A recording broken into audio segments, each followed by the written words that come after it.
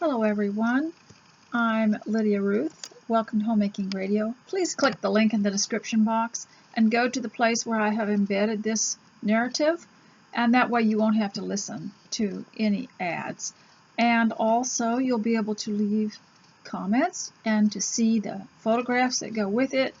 From where I'm broadcasting here at the manse, I'm in one of the guest rooms that is temporarily unoccupied, and I hope that what I say today will inspire you or in some way open your eyes to a few things about the home and make you more content and happy at home. Also to help those who are homeschooling to learn to build character in themselves and in their children. And I always feel like my notes are a mess. Here, I'll show you what I mean. I was taught to outline.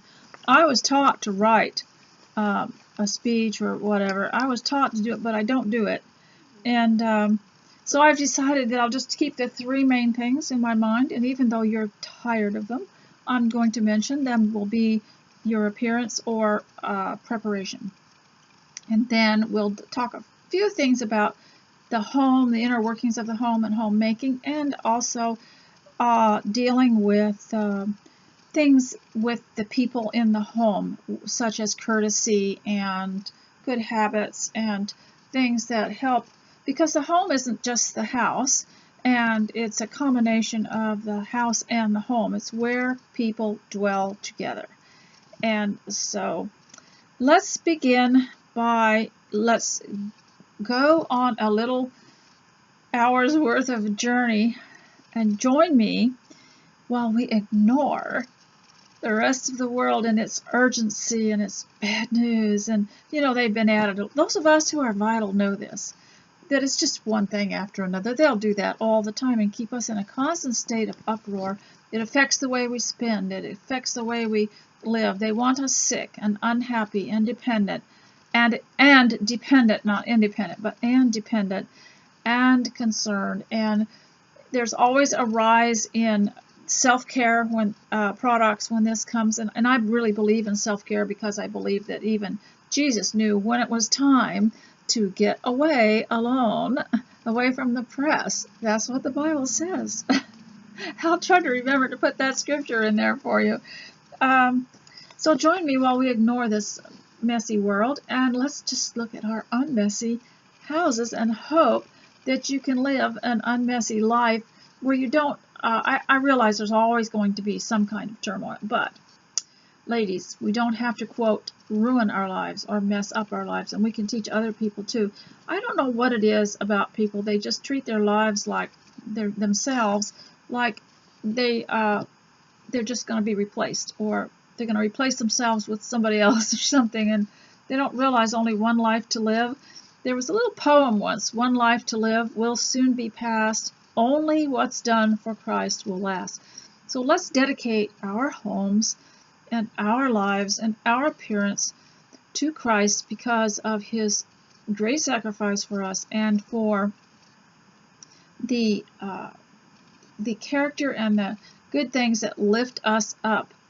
So let's just get away from their drama. Now this is about dressing and getting dressed, and if you are just going to come and listen, could you get dressed up for class? Would you like to go take a shower or bath?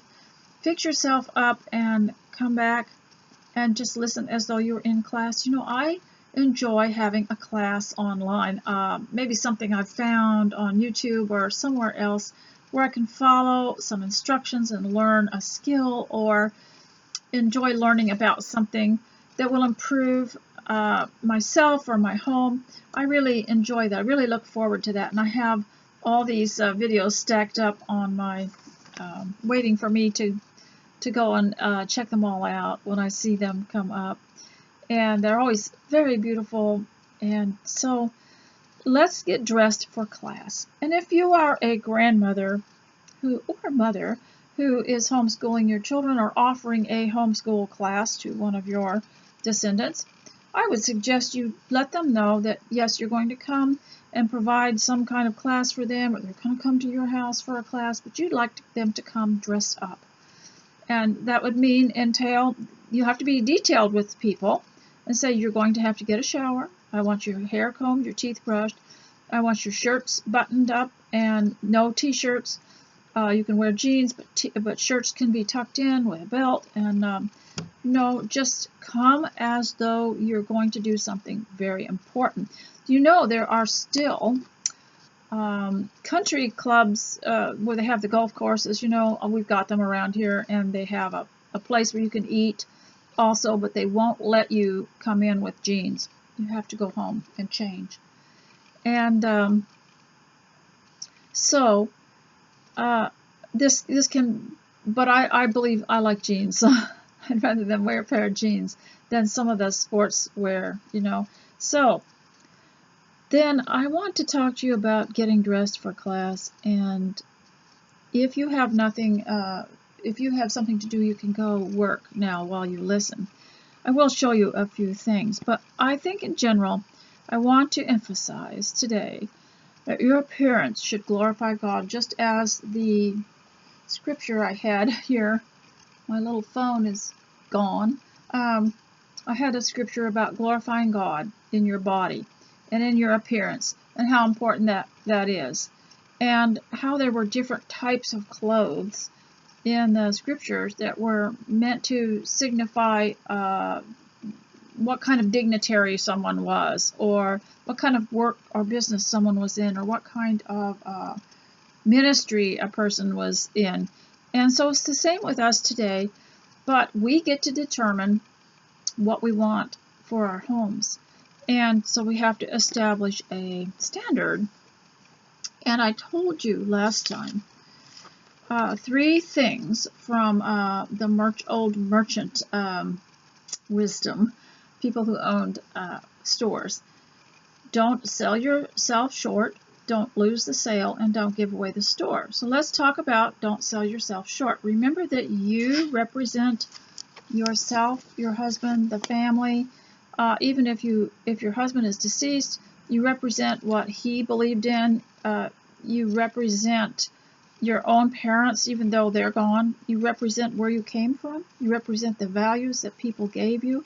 And I want you to go look up the word values and see what it means, and try to explain this to those that are in your care.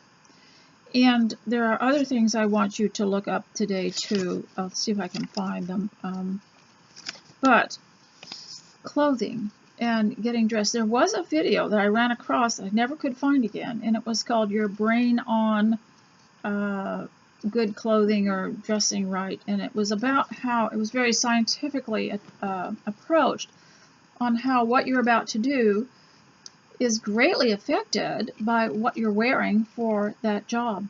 And it's like, for some of us, putting on an apron just says it's time to go. It's like charge. And it's like it's just like being prepared with a battle equipment, and you put an apron on, and it's like you're saying to your brain, I mean business. I'm going to be very organized today. So that's why I say, if you can, get yourself 7 aprons, one for each day of the week, one for Sunday after church that's a little fancier that you could wear with your more formal clothing, and other things that enhance the home. And I remember when the first I don't know, it was kind of like a homemaking, glorifying homemaking and making it more spiritual, and came out. It was people like Emily Barnes that wrote books about it. She wrote many books on making your home beautiful and welcome and glorifying God. And so it's the same with dress. And there was someone named Carol Jackson that talked about clothing. She did talk about color mostly, and what looked best on our skin, but there were parts in her book which showed things, what kind of formal wear, what kind of casual wear, etc. And we need more of that. And Pinterest has a lot of good ideas. I noticed that cottagecore is a big thing, which just means the heart of the cottage. And go there and see what cottagecore dressing is, and you'll see a lot of kitchen scenes, a lot of scenes where people model their dresses in a kitchen or the home or for homemaking. So remember that when you're getting dressed, to remember that not only are you reflecting your belief in a great God, but you are representing your lifestyle, your family, your belief in the home, your belief in being a homemaker. You're representing that. So when you go out somewhere, don't sell yourself short. Don't lose the sale. Don't give away the store. And that, of course, means, don't overdo it and don't underdo it, and don't tell too much about yourself. And so appearance has a lot to do with first impressions, and we know that we can't live on first impressions. However, sometimes that's all you'll get. Sometimes that also can make someone stay and improve their life. I think so often, told you this before, we are interacting with the sales clerks and people at the checkout, and even if you go to your own self-checkout, there are people there that are standing by, to help. And do you think they get kind of tired of what they see there all the time? And I told you last time how you would never dare set foot in someone's business looking like something the cat dragged in. Now, people have mocked me so much for saying that I'm prejudiced against the poor. Look, many of us in our 70s and 80s grew up extremely poor. We didn't even know it because we had some dignity. We knew how to tuck our shirts in. We knew how to wear clean clothes. We knew how to put a patch on a tear. We knew how to wash our clothes. We knew how to look good, how to dress up for church or shopping or anything like that. We knew how. Even when we went to the county fairs, we were dressed up. And it's not anything to do with being poor. But when I say some people go to these shops looking so bad, and I'm sure the proprietors don't appreciate it, and you can cheer them up a little bit. Even if all they see is a glimpse of you, they'll enjoy it, and it will be good. I was studying what we take in our eyes and how it can affect our moods and our heart and our breathing and everything like that. And it's always good to look good and to represent those that we live with. So the effect of your appearance on your home and yourself is amazing. So it fights off discouragement. It can fight off a feeling of defeat. Even in the old armies, those people had to bathe and dress and wear special garments. They couldn't go around looking like they were defeated. So your mind will be lifted. And God knew about this all along. And it talked about glorifying God in your body in the New Testament. So dressing up, in my opinion, and for the home is part of the mind-body connection that Brian Kozlowski talked about in the Jane Austen diet. And yes, it is, because it sets your mind in a certain direction. It can set it for success. And so, by dressing poorly for the home, you pronounce kind of a never-ending judgment and condemnation on yourself and on your job, and a message of defeat. Let's not do that. And I have seen, those of you who are vital know, back in the olden days, when someone in the home got sick, they were encouraged to get dressed in something that was clean, some kind of bedwear, clean. Get in between clean sheets. You'd bring them a tray. You'd bring them things to read. You'd go check on them, give them a cold, wet cloth for their fever, and that if their room was kept tidy and clean and the little tray they had with nice food on it was good, they recovered more thoroughly. Not faster, but had more stability and more stamina. And also, so these things are important in the house too. And as I wanted to talk about appearance, and I'm sure I have overdone it here, it looks like I've been talking about it for quite a while, but I think that is one thing that would change a lot of the life around us if we cared about our clothes. But let's be real. I don't even think the merchants care about clothes anymore. The stuff they sell us from the factories, and who knows who's controlling that. That's why I say you have more freedom and power and over your own life if you can learn how to construct clothing. And even if you can't sew, there are ways. Sometime let's do a study on scarves, on how you can wear something completely plain and just exchange scarves, and that changes the color. Now, I don't wear them much because in the home they get in the way. You know, I don't want them to get, I do a lot of work in the kitchen, I do laundry, I clean house, I do a lot of other things, and I don't want too much stuff around me, you know. So there are ways.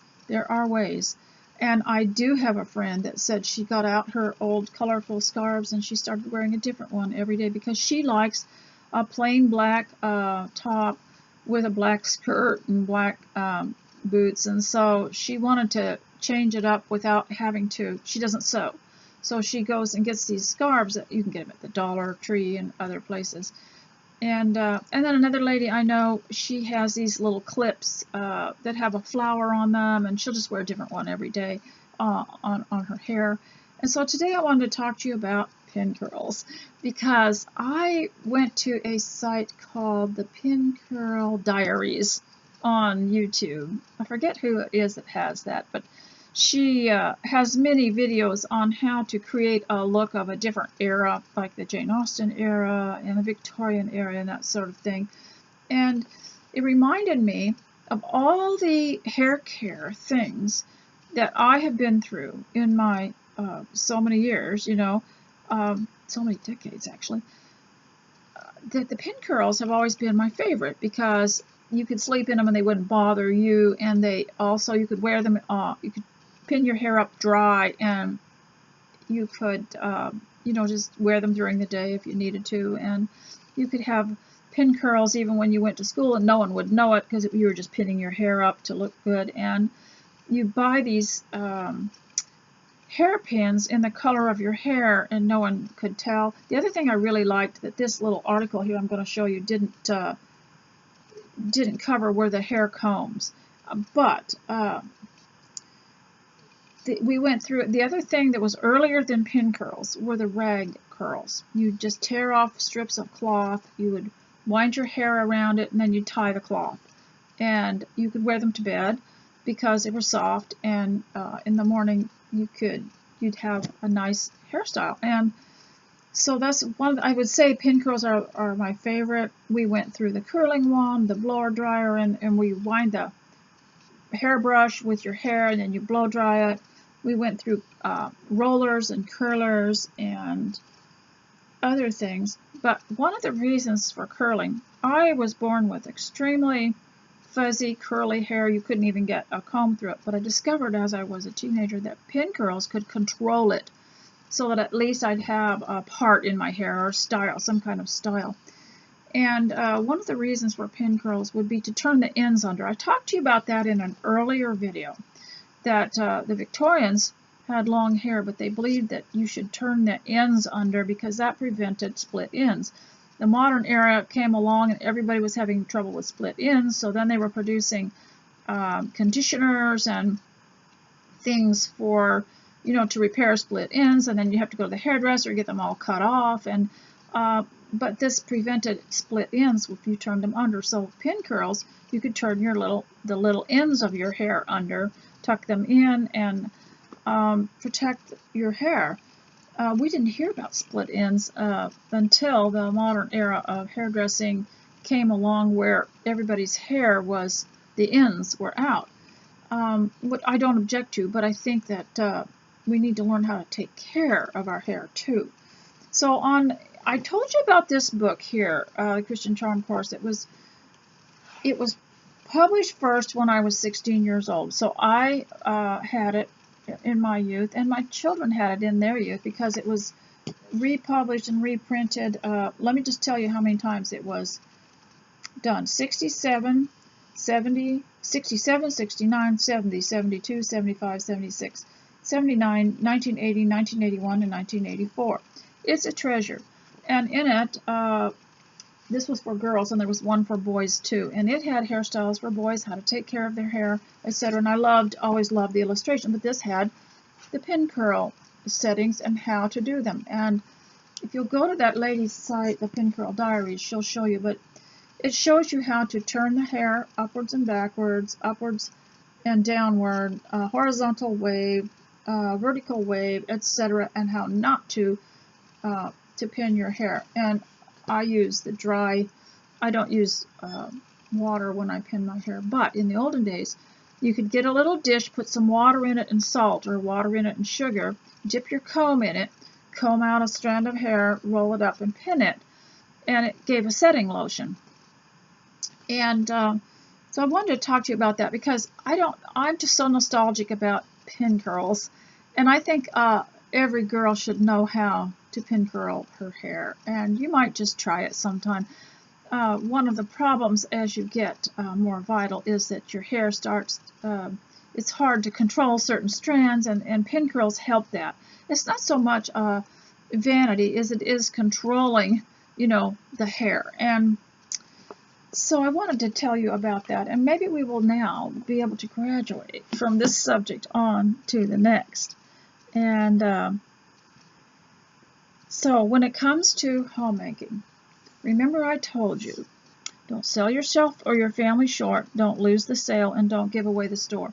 I want to start talking about that because if you tell everybody, what happened? If you tell everybody everything, then people look at it and think they know something about you, and they categorize you, stereotype you, and then confront you on it. So don't tell them everything. Don't say, oh, I'm going to make every item I wear homemade. That's my ambition.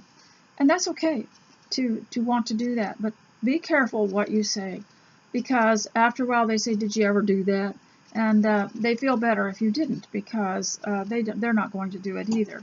But if you have a skill, keep quiet about a lot of things and just do it. And there was a handwriting lesson years ago in a Spencerian penmanship book that we had in a little set, and they had a sentence for every capital letter.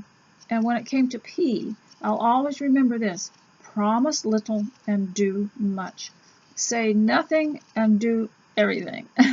And don't say, well, I'm going to go home and clean my house. Just go home and clean your house. When you're at the store, you're thinking, well, I'm going to go home and clean my house. Just go do it. And be quiet about what you do, because it gives you more stability and power and less anxiety. So promise little and do much. And I would say nothing and do everything.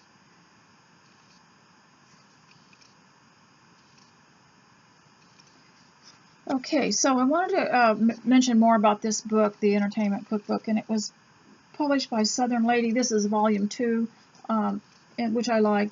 And what I would do for my family, for when the descendants come, or my husband, is I would take them through various pictures and say, what looks good to you and what would you like? And then, of course, send him to the store to get all the ingredients and make it like kind of like a restaurant. Like, do you think that would taste good? Would you like that? And then make the list for him. Or, you can take a picture of the recipe and put it on his phone, or I always like to write it out. This is called grilled chicken salad with peach vinaigrette, and it's got peaches in it. Doesn't that look good? And just various things that that they can pick out, and it's kind of like ordering at a restaurant. We're trying not to eat at restaurants, and improve our food preparation.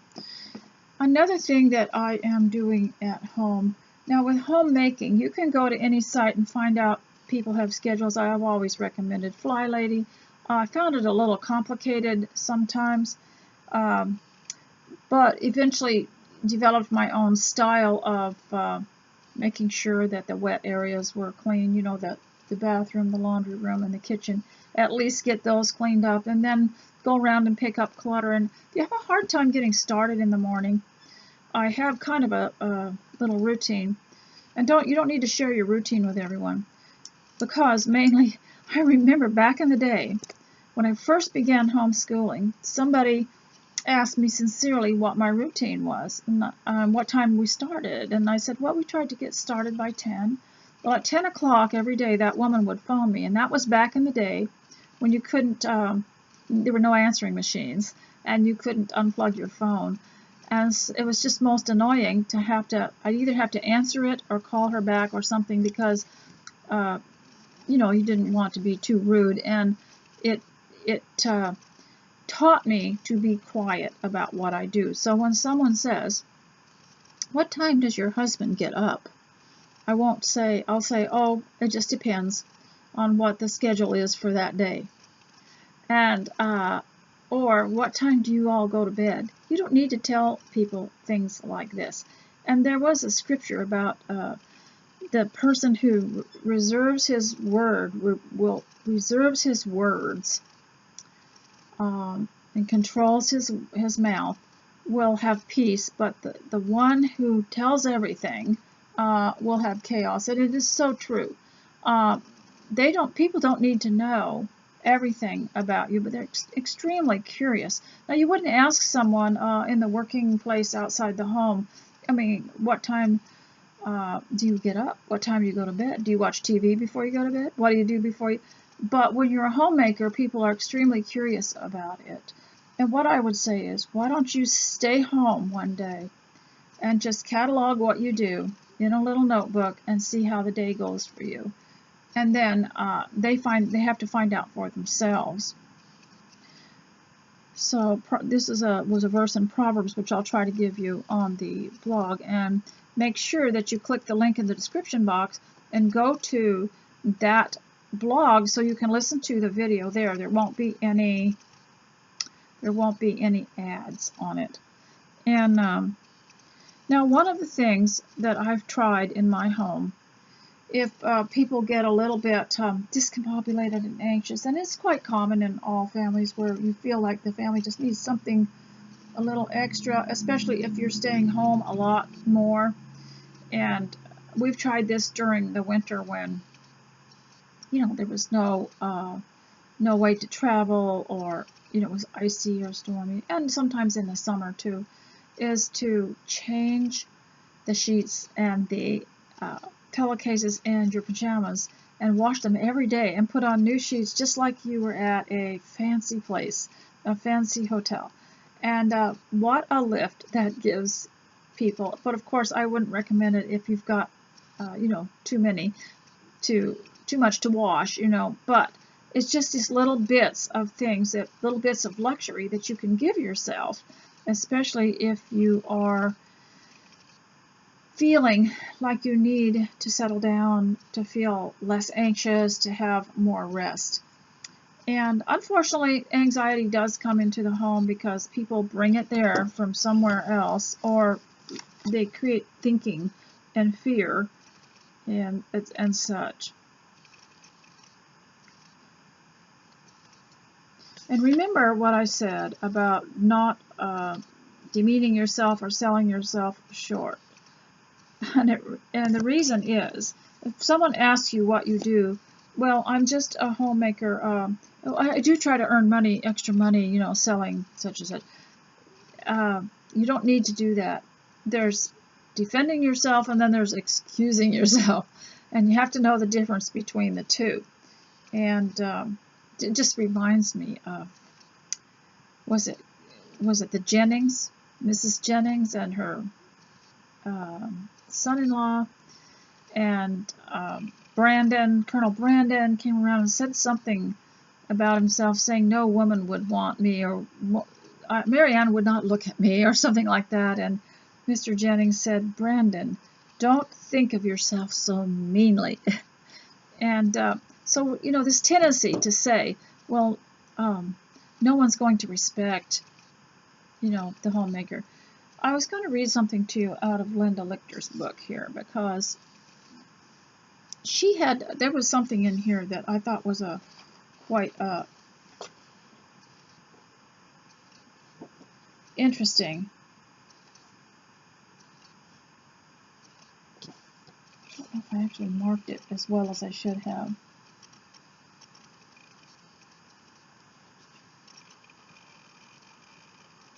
It was about how the home was considered the foundation of everything.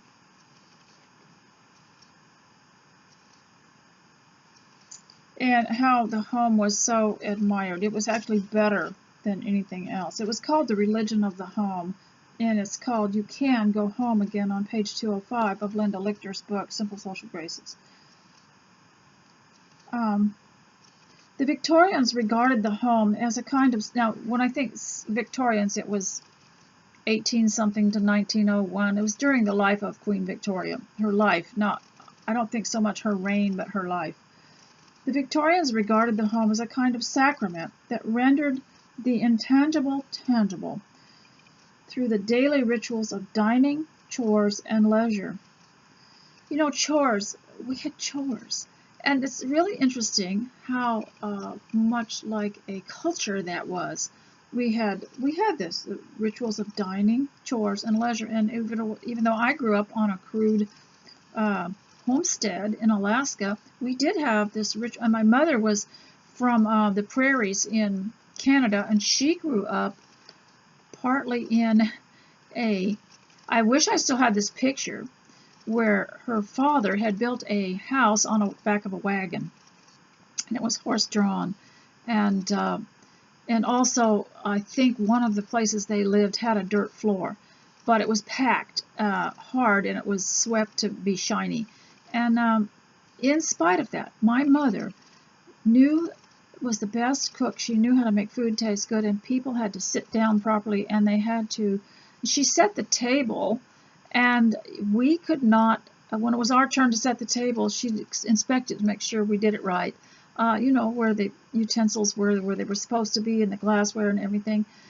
And everyone had to come to the table clean and sit down and not talk all at once, not talk with your food in your mouth and things like that, you know. So, but I just want to read this to you again. The Victorians regarded the home as a kind of sacrament that rendered the intangible tangible through the daily rituals of dining, chores, and leisure.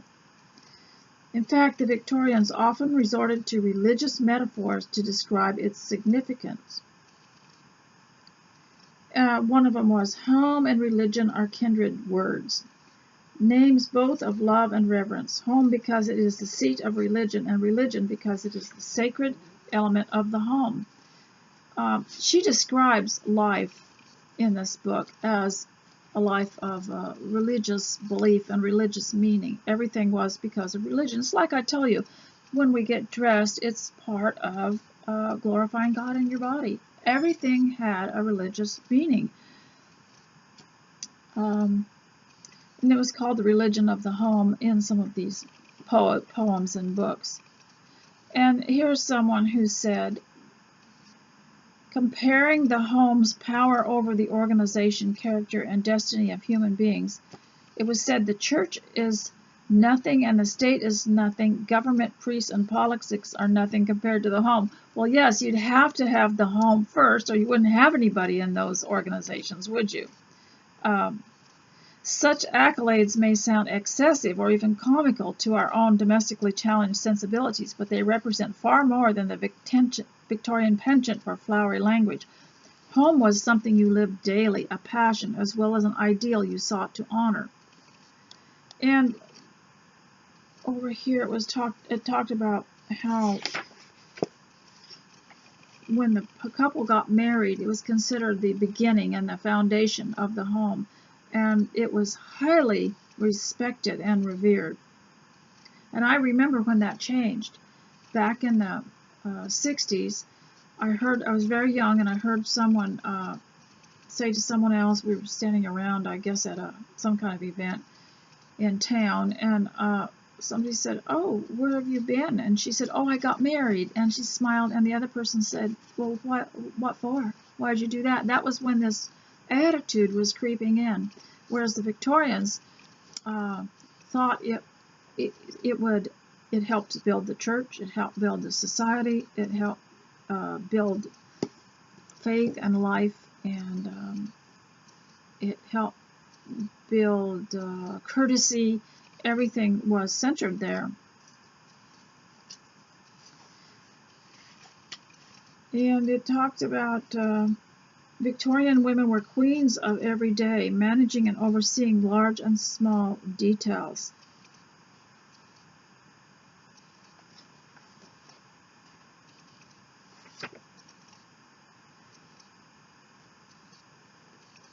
And it talked about Victorian women had so many domestic responsibilities that many had to hire help.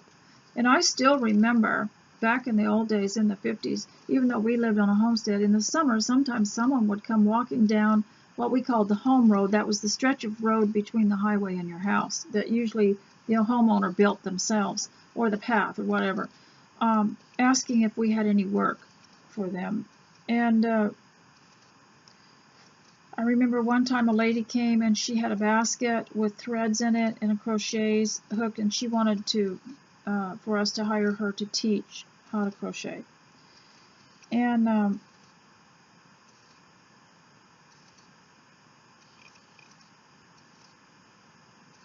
so this whole book talked about the customs and the feelings of the Victorians and why they did so many things the way they did. And before packaged food, women would buy a certain just bulk something or other and use it in many different ways, and they didn't have a recipe for everything, and they would prepare one meal, and then that would last them throughout. For instance, you wouldn't have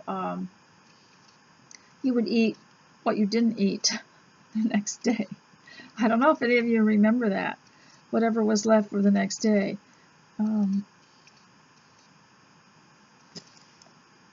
Also, I wanted to show you a book here called Quilting and Stitching, Cute and Easy Quilting and Stitching, and it was just easy little projects to do, and I decided I'd like to pick out one of these books someday and just do as many projects as I like. If I don't like the project, I won't do it. But this one was about making those little round circles, which they called yo-yos, and making different things with them.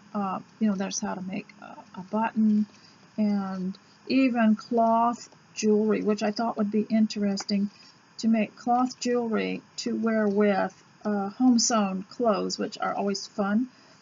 And it also had a doll in it, and I'd like to do some of these things. So if you've got something that you've just, you got this book because you liked it and it was pretty, that might be something you could do as a class for yourself. It's just, I'm going to just go through this book and make everything in it, put it all in a basket, and enjoy it.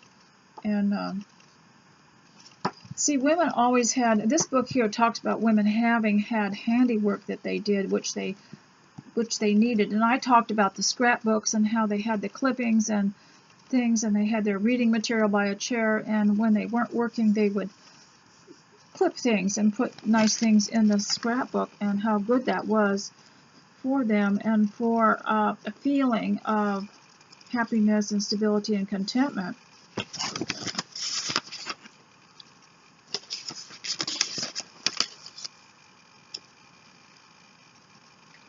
Wanted to talk a little bit about what I said last time about holidays, commercial holidays. It wasn't that I was against them. I love the whole Valentine era with the beautiful colors and the hearts and the different things. If you go to Hobby Lobby, it's almost hard to resist what they have there, and I love it all. And but when I was growing up, there was such a large family that my mother had to determine that each of us would have a birthday, and we would have a day that was ours. It was all ours and to ourselves and to celebrate us, and so that she didn't have to manage so much. She was light on all the other holidays, totally ignoring them, and so, which I think is a good idea. If you have a lot of pressure on you not to acknowledge some of these holidays that are man-made holidays, commercial holidays. And for us in the Lord's Church, we realize that the Lord's Day, the first day of the week, the day that we go and meet to worship, is a combination of all the religious holidays in the world, because it's a memorial service for Jesus Christ. And so we don't need a lot of these. And I've had to cut back on so much of it because it just gives you too much to do and too much pressure for the woman. And especially, and Thanksgiving is wonderful, I have to say. But I think that a lot of people get very tired from it, and I often think, couldn't we just have a turkey sandwich and be thankful? and a lot less expense too. Now also, I ran across a video called Your Brain on Gratitude, which reminds me of a scripture that I read to you last time, and be thankful. And it was about not having anxiety. And it was saying, and be thankful. And how being thankful is like an antidote or a cure for anxiety. And he had done this wonderful video called Your Brain on Gratefulness. And that's why I think, we teach our little children, when they see a little flower, that comes up out of the ground, how God made that, what a blessing that is. And all these little things, if all you can find to be thankful for is the fact that you're safe in your own house, or that you heard a car go by, or you heard a bird sing, that is so good for you. And he explained in a very scientific way how it affects your heart and how it affects other things. And it just reminds me of something. I don't know why this came to my head. I'm trying to see how much time I have left. I don't know how much, and I almost hate to bring it up because I don't really know what it means, but we were often warned to stay away from people who were bad blood. Now, this was, at first, I thought that it's just superstition, but there were those people who had such bad attitudes and were always thinking some wicked, evil thing to do, or were always running you down, criticizing you, being sarcastic, sardonic, hateful, and sneering, and all that stuff. And it turns out, after listening to some of these videos about, what gratitude can do for you, that these people really can harm their blood pressure, they can harm their blood, they can harm their heart, they can harm their whole health, they can even harm themselves mentally with that kind of thinking. So in a sense, they really do have bad blood. And I remember as children, we were warned to stay away from certain people because they were bad blood. And I know that it probably came from some superstition, or the idea that maybe their families weren't good. And of course, some things, I've noticed that some things are taught by the previous generation, and other people, they seem to be able to throw it off pretty well. I want to read a song to you. And it's very old, and it looks like it was written by John Whittier. I don't know if you have ever heard of that poet, but because it has the word stress in it, I want to read this to you. And I have talked to you about alleviating stress in your house, and I wanted to read to you about cortisol, because my daughter has been researching it, and it's talked about how it's produced by stress, and how you have to, when you've been bothered by someone or something, you have to get up and move, and that's your first response, get up and move. Unfortunately for me, I can't do that because if I start moving, or even if I just go for a walk, I can go 10 miles and still be bothered unless this problem is completely solved. So I don't do that. But this article that she sent to me talked about how bad for you stress was because it created cortisol in your body, which goes straight to your organs and harms you. And if you've ever experienced it, maybe had a bit of a conflict with someone, or someone said something to you that made you just stiffen up, and you felt it from here to your shoulders, right on your neck, and right across here, maybe across your back, and you feel it. And so we have to learn to handle it. And I will try to do more of this for future videos. And then I wanted to talk a little bit, before I read this, I'll talk a little bit about this. Your lovely home. And that is, when I talked about getting dressed up for the home and giving it dignity, giving yourself dignity, treat your home the same way. Make it glorious.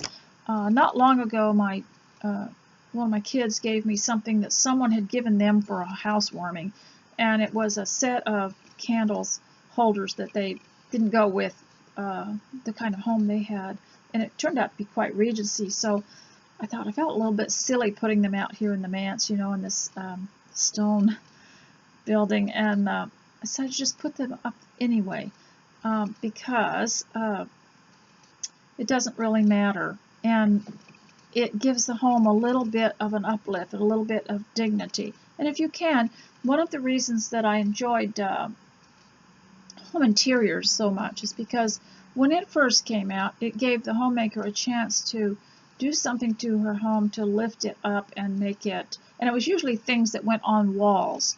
That way it'd be out of the way. It was so smart. It'd be out of the way and very pretty. You could still look at it. Nobody could bother it. And it's just so clever. And it was all glorifying to God. It was all very family-oriented, uplifting, the pictures, the matching things. And it gave the homemaker something else besides keeping house. It gave them something beautiful. It was like getting paid. And I still have some of the things that I got in those days. But I want to read this little poem to you. I'll see if I can find the song and post it on the blog where you are listening to this. Dear Lord and Father of mankind, forgive our foolish ways. Reclothe us in our rightful mind, in purer lives. Thy service find, in deeper reverence, praise.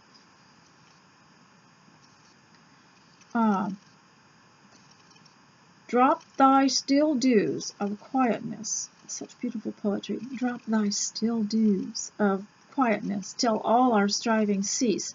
Take from our souls the strain and stress, and let our ordered lives confess the beauty of thy peace. I'll try to get a photograph for you and also find the song for you to listen to. And I have a little bit more time, so you get to hear Wives and Daughters. So I will finish with that, but before I do, so that I don't forget, I want to thank you for all you do for me, for coming here. And those of you who send contributions, it means more to me than you can ever know. And I do so much with it, and it's such a nice reward for my time. And so I just wanted to thank you so much, those of you who take the time to do that. And as a matter of fact, someone sent me something in an envelope and said, go buy yourself a box of tea, and I did. And it really feels good. And so I just wanted to say, if you weren't here, I wouldn't come. I do want to do it for my descendants, but it's kind of more motivating when I know there are other people that are listening. And I wanted to read a little bit of Wives and Daughters. And Elizabeth Gaskell also had the videos here somewhere too. I wanted to show you. I will try to find a place where you can buy them. Absorb, if you have young daughters at home, absorb yourselves in these videos. There are four episodes to Wives and Daughters, and it's about a young girl who kind of goes through a life of a few losses, but maintains her solid spirit, you know. And I wanted to read it to you because Elizabeth Gaskell wanted all her characters, even though she had characters that went through periods of bad character and bad judgment, she always made it come out okay in the end for all of them. And you couldn't hate them for very long. And if you ever get a chance to watch them, it's easier to understand the book if you've seen the videos. So I want to read, and I'm not sure what her period of time was. I'm trying to find out what her dates were and compare it to Jane Austen. Sometimes you can find in the introduction, it's around 1821, which would have been after Jane Austen and during the Victorian period. Now, in the movie, the 4 episodes, the costumes kind of show a combination of both Victorian. The older women were still wearing the Victorian clothing, and the younger women, like Molly, were wearing more of the, I'm trying to think what it was. It was different, they were just different styles. And so, I'm just going to read page 1 of Wives and Daughters. And most of these authors were quite wordy. So chapter 1 of Wives and Daughters. So I hope you get a few things done while you're listening today. To begin with, the old rigmarole of childhood. In a country there was a shire, and in that shire there was a town, and in that town there was a house, and in that house there was a room, and in that room there was a bed, and in that bed there lay a little girl wide awake and longing to get up, but not daring to do so, for fear of the unseen power in the next room, a certain Betty, whose slumbers must not be disturbed until 6 o'clock struck, when she wakened of herself as sure as clockwork, and left the household very little peace afterwards. It was a June morning, and early as it was, the room was full of sunny warmth and light. I'm going to stop there because it was very common to write that way, to start out with the big picture of the world. Even Emma, when it starts out, it talks about the world, and then it goes down into smaller segments until it reaches her place, and the place where she lived, and the room that she was in. And I think that's a very interesting description. And if we were doing a summer reading program of Wives and Daughters, that's what I would have you start out with in your own writing. I'd have you describe your own place this way. So read chapter 1 of Wives and Daughters. Now this is a Words from Wordsworth editions. It's one of my favorite the way published, that's published, and you can get it practically anywhere on the web. And I like the Wordsworth edition. I don't know why I like it better. I think I like the paper better, and I like that the words are not too tiny, and I don't need a magnifying glass. So that's just my first thing. And the other thing was find out what kind of clothing. Watch part of the first episode. The episode of Wives and Daughters. Watch part of the first episode and try to find. There is a way to dress in costumes with your ordinary clothes, just by certain ways of tucking them and tying and different things like that. You don't have to go out and get a costume. So, ladies, I hope you've had a wonderful time and that you get a lot done. I would like to talk more about the people part, and I take tons of notes on it and then just like walk away from it and forget it.